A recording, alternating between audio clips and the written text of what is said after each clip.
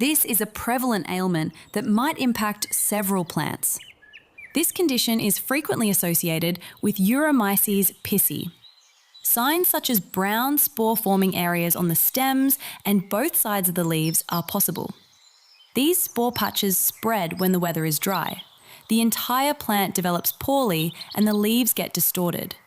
The yield drop is quite slight though. This illness frequently manifests when this pathogenic fungus overwinters on flower beans, euphorbia species, and broad beans, also called fava beans, millet, or English beans. In the spring, it then spreads to legumes. The fungus shifts to a new host plant throughout the winter.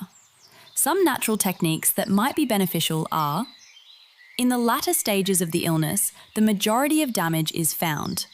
Since the yield loss is usually negligible, no treatment is required. Treatments like these may be employed as the issue worsens.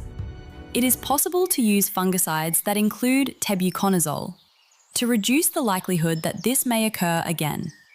Eliminate any nearby alternate host plants such as lathyrus, sweet bean, sweet pea, or vicia, broad bean.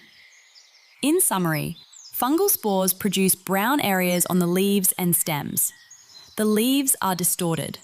Plant growth is hindered. For further advice on plant maintenance and health, subscribe.